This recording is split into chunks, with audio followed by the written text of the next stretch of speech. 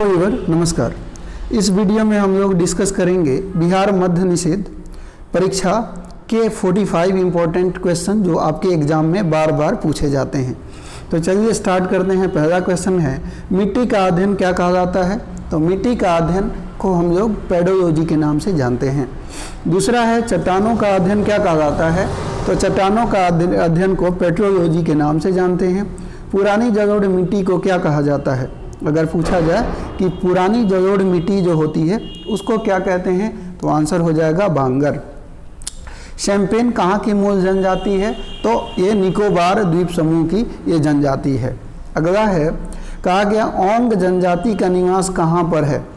ओंग जो जनजाति हैं ये कहाँ पे निवास करती हैं? आंसर हो जाएगा छोटा अंडमान में। झीलों का अध्ययन को क्या कहते हैं? लिम्नोलॉजी झीलों के अध्ययन को कहा जाता है। अगला क्वेश्चन है, क्वेश्चन नंबर 7 देखते हैं। कहा गया कावेरी जल विवाद किन दो राज्यों के मध्य में है? तो ये बार बार क्वेश्चन पूछा जाता है। ये कर्नाटक और तमिलनाडु के मध्य में है। धुआंधार जलप्रपात किस नदी पर स्थित है? तो आंसर हो जाएगा ये नर्मदा नदी पर है। कावेरी नदी का उद्गम स्रोत कौन सा है? आंसर हो जाएगा फ्रेंड ये ब्रह्मागिरी की पहाड़ियाँ। अगला है, शिव समुद्रम जलप्रपात किस राज्य में है? आंसर हो जाएगा शिव समुद्रम की बात कर रहे हैं तो ये कर्नाटक में है। शिव समुद्रम जलप्रपात किस नदी पर स्थित है ये पूछ लिया जाए तो आंसर होगा कावेरी नदी पर। अगला है, दक्षिण गंगा या बृहद गंगा कहा जाती है? तो किसे दक्षिण की गंगा या किसे बूढ़ी गंगा या बृहद गंगा कहा जाता है? तो आंसर हो जाएगा गोदावरी नदी को। असम का शोक किस नदी को कहा जाता है? तो ब्रह्मपुत्र नदी को असम का शोक कहा जाता है। अगला है, नेक्स्ट क्वेश्चन है हमारा कि कहा गया क्वेश्चन में कि भारत की जलवायु है। भारत की जलवायु की बात करते हैं तो ये उष्ण कटिबंधीय मानसूनी जलवायु है। अगला है, रेगुर मिट्टी के नाम से जाना जाता है। तो रेगुर मिट्टी के नाम से किसको जाना जाता है? तो आंसर हो जाएगा काली मिट्टी को रेगुर मिट्टी भी कहा जाता है। अगला क्वेश्चन देखते हैं, क्वेश्चन नंबर 16 को हम लोग देखेंगे। 16 में कहा गया कि गुजरात की जीवन रेखा कहा जाती है। तो गुजरात की अगर पूछा जाए जीवन रेखा कहा जाती है कौन, किसे जीवन रेखा गुजरात की कहते हैं? तो ये हो जाएगी नर्मदा नदी। अगला है, चिल्का किस प्रकार की झील है? तो चिल्का की अगर हम बात करें फ्रेंड तो ये आपको पता होगा रैगून झील है। कैसा झील है? रैगून झील। अगला है, विश्व का सबसे बड़ा मानव निर्मित झील कौन सा है?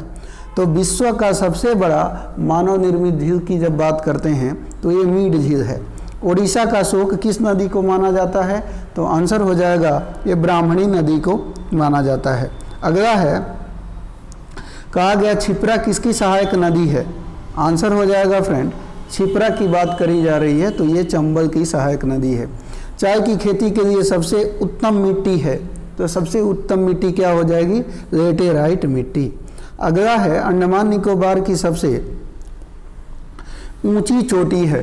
तो अंडमान निकोबार की सबसे ऊंची चोटी कौन सा है? सैडल पीक है, यानी आपका ऑप्शन नंबर बी।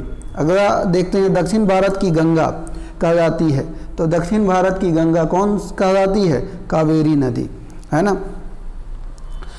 अगला है, सर्वाधिक सीधी बहने वाली नदी है।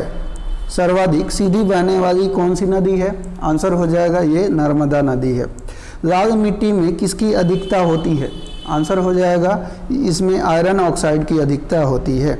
अगला है, माजुली द्वीप किस नदी पर स्थित है? तो माजुली द्वीप की जब हम बात करते हैं तो ये ब्रह्मपुत्रा नदी पर स्थित है।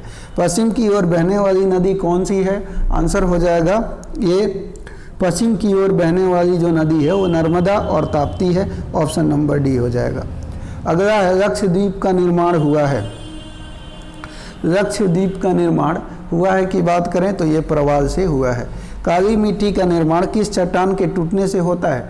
आंसर हो जाएगा ये बेसाल्ट चट्टान के टूटने से होता है। अगला है, कपास की खेती के लिए उत्तम मिट्टी है। तो कपास की खेती के लिए उत्तम मिट्टी कौन सी है? आंसर हो जाएगा काली मिट्टी। भारत का सबसे बड़ा कृत्रिम झील कौन सा है? आंसर हो जाएगा आपका गोविंद बल्लभ पंत सागर झील। अगला आइए 31 के बाद 32 देख लेते हैं। 32 में क्या कहा गया? 32 है, क्वेश्चन है कि पंबन द्वीप किसके मध्य स्थित है?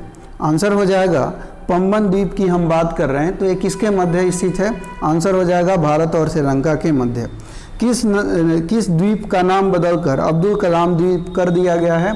आंसर हो जाएगा ये वीर द्वीप। अगला है तमिलनाडु के तटों या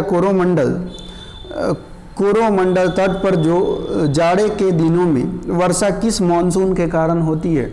आंसर हो जाएगा फ्रेंड उत्तर पूर्वी या लौटती मानसून के कारण। भारत में अधिकांश वर्षा होती है तो आंसर हो जाएगा भारत में अधिकांश वर्षा होती है दक्षिण पश्चिम मानसून से। अगला है लक्षद्वीप के लोग कौन सी भाषा बोलते हैं? तो इसका आंसर हो जाएगा लक्षद्वीप के लोग मलयालम भाषा का प्रयोग करते हैं। नवीन जलोढ़ मिट्टी को क्या कहा जाता है? आंसर हो जाएगा खादर कहा जाता है। अगला क्वेश्चन है फ्रेंड, दक्षिण भारत की सबसे लंबी नदी कौन सी है? आंसर हो जाएगा ये गोदावरी नदी है। बिहार का शोक किस नदी को कहा जाता है? तो कोसी नदी को बिहार का शोक माना जाता है। रबी फसल की बुआई कब होती है? आंसर हो जाएगा रबी फसल की बुआई की बात करें तो ये अक्टूबर नवंबर में होती है। खरीफ फसल कौन सी है? आंसर हो जाएगा ये मक्का है। अगला है लक्षद्वीप में द्वीपों की कुल संख्या कितनी है? तो इसका आंसर होगा फ्रेंड द्वीपों की कुल संख्या 36 है। खरीफ फसल की बुआई कब की जाती है?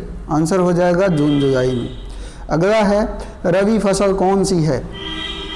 आपको बताना है कि इनमें रबी फसल कौन सी है। आंसर हो जाएगा फ्रेंड गेहूं है। अंडमान निकोबार द्वीप निर्मित है तो अंडमान निकोबार द्वीप की बात करें तो ये ज्वालामुखीय द्वीप है। तो उम्मीद है दोस्तों ये 45 क्वेश्चन आपको समझ में आए होंगे। वीडियो अगर पसंद आई हो तो वीडियो को प्लीज़ लाइक कर दीजिएगा। चैनल पे नए हैं तो चैनल को सब्सक्राइब कर लीजिए और यदि आपको इसका PDF चाहिए तो डिस्क्रिप्शन में जाकर टेलीग्राम ज्वाइन कर सकते हैं, वहाँ पे PDF उपलब्ध करा दिया जाएगा। धन्यवाद।